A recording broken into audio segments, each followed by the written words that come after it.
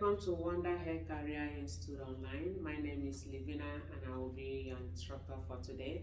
Today we are going to talk about perineal care.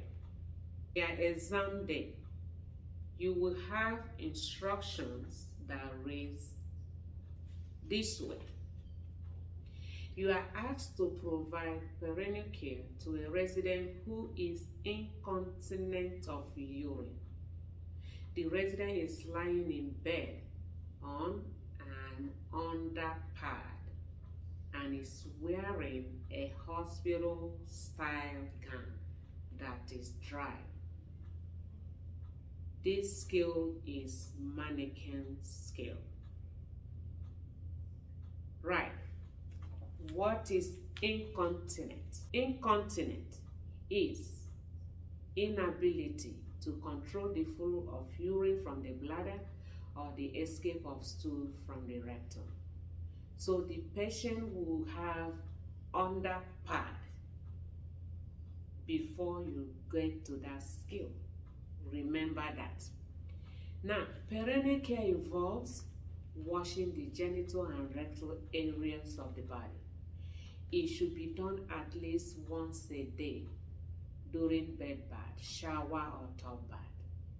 It is done more often when a patient is incontinent. This prevents infections, odors, and irritation. Sometimes students mistake this perineal care and catheter care. Remember, when you are doing perineal care, you clean both the front and the back, the bottom area. So we'll start again by going through our checklist for this skill, and we'll start again on number 3 of this checklist. Wear gloves while providing perineal care, cleaning equipment, and handling soil underpads, washcloths, and towels. Remove soil underpad and replace with dry underpad before beginning cleansing.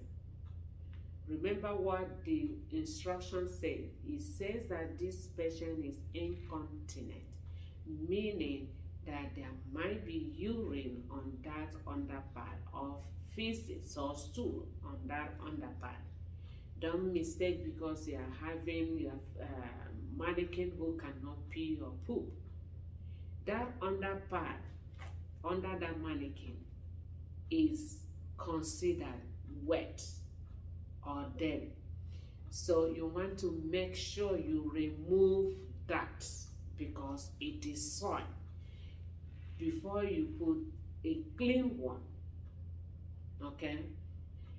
Use water of safe temperature for washing and rinsing. Again, your water, when you are getting your water for days, you want to make sure you check it, and then the person has to check it also.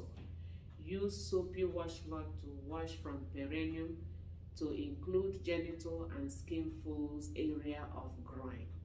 Change spot on washcloth for washing and rinsing strokes when cleansing inside the vulva. Wipe from front to back with all washing and rinsing strokes when cleansing the front perineum to include the genital and skin fold areas of the groin. Use clean, soap-free, wet washcloth to remove soap from resident skin on front perineum. Dry front perineum after wash and rinse using towel to pat dry, moving from front to back. Replace water in basin during care if it becomes cold or soapy. Position resident on side to prepare for cleansing of buttocks and rectal area. Wash, rinse, and dry buttocks and rectal area. Wipe from front to back with all washing and rinsing strokes when cleansing the rectal area. Leave resident on dry underpad at completion of the procedure. Complete skill having rinse, dry, and store basin, placing solid in a hamper, disposing of trash, and leaving overbed table dry. Perennial care. I know so many students get scared about this skill because of, so many steps. But you don't have to be scared. It's as simple as other skills. When you're doing perennial care, remember the checklist. It says this person is incontinent, 1. So this person has underpart already. We have underpart already before you get there. So how many underparts are you going to use? 2. When you remove the soiled one, you have to replace it and then clean. After cleaning, you remove that and put the dry one. When you're cleaning the perineal area, you want to make sure you clean the vulva.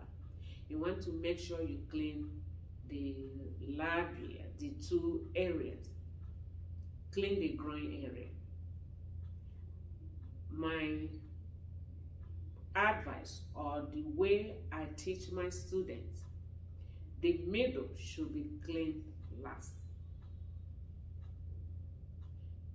Reason, if you clean the middle part first before you get to the labia and the groin area, remember that washcloth you are using, you could introduce germs back to what you have already washed. After cleaning, remember you have to rinse. The same way you wash, the same way you rinse, then you dry. The critical point in perennial care is that you must change sections of the washcloth you use. You must change it at any point. You cannot use the side you use to clean the left labia and use it again to clean the right labia. You must change spots on your washcloth with each cleaning, with each rinsing. Then you pat dry. Turn the patient again on her back to clean the buttocks area. Remember to clean front to back. This is critical. Front to back. At the end of your skill, you want to make sure you remove that part that you put and then add, put another clean part. Let's talk about few questions. Testable questions, something you might see in exam, you might, get in the exams.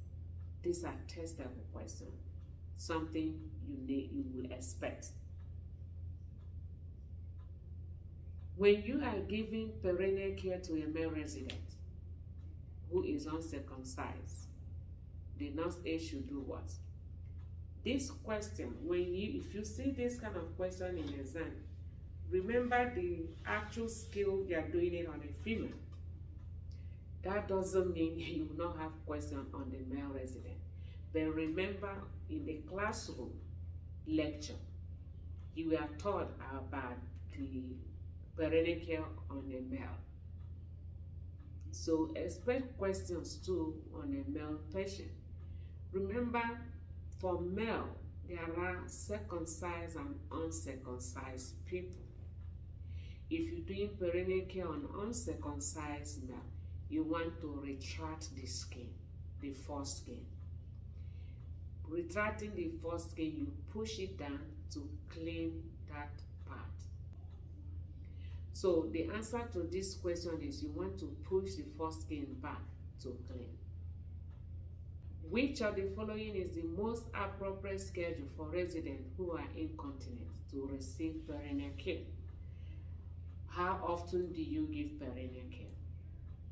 Is it in the morning and at bedtime, at the beginning and near end of the shift, every 2 hours when the nurse aide checks on the resident, or whenever the resident is soiled with urine or stool? You must do perennial care every time you go to change your patient. If your patient is soiled, whether urine or stool, you must do perennial care. If you are giving bed bath, you must give perennial care. If you are giving shower, you must do perennial care. It's not at the beginning or at the end of your shift. It is not like every 2 hours when the nurse aide gets there to check on the patient. Any incontinent episode, anytime you are giving bed bath or you are giving shower, you have to do perineal care. When you are giving perineal care, what are the signs that might indicate infection? One, if there is lesions or swelling, that could be a sign of infection. And what will you do if you notice some of those? You report to the nurse. What does regular perineal care prevent?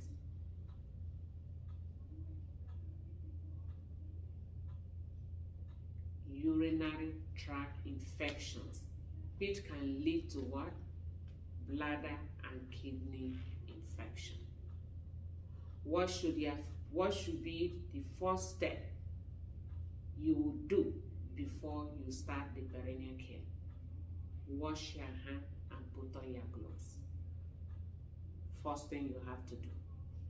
What should be the last step before you leave the patient after you give perineal care?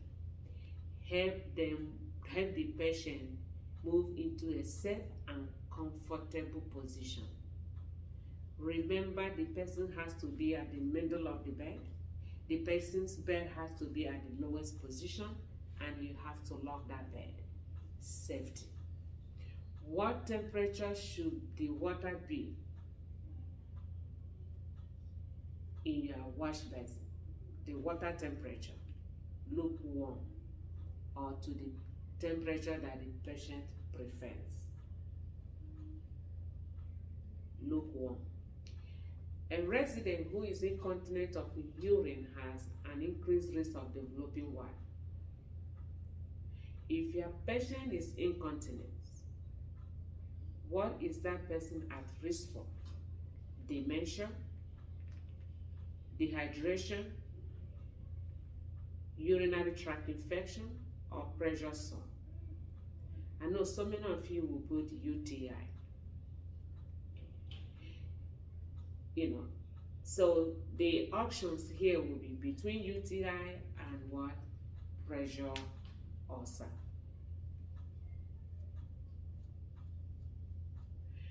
Remember, we said earlier that what does regular perineal care can prevent? And we say UTI. Yes, it can prevent UTI, but if you are giving good perineal care, that will take away that UTI.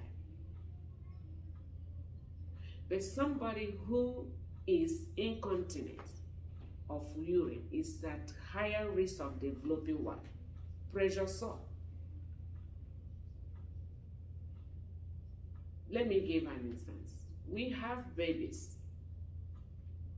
Sometimes we say, oh, diaper rash. We have babies that have diaper rash. And have you asked, why is the baby having diaper rash? I'm thinking because it takes us time to change that baby diaper. That's why you're having that rash. So if your patient is staying in that pool of urine, it could cause skin breakdown, which can lead to what? Pressure sore. When cleaning the genital area of uncircumcised male, what should you do? You are giving perineal care to uncircumcised male. You must replace that foreskin after you push it back. It's a must. Thank you for watching. I hope this little tip will help. If you think you enjoyed these tips, please subscribe and hit the notification button. Good luck in your exam, and thank you.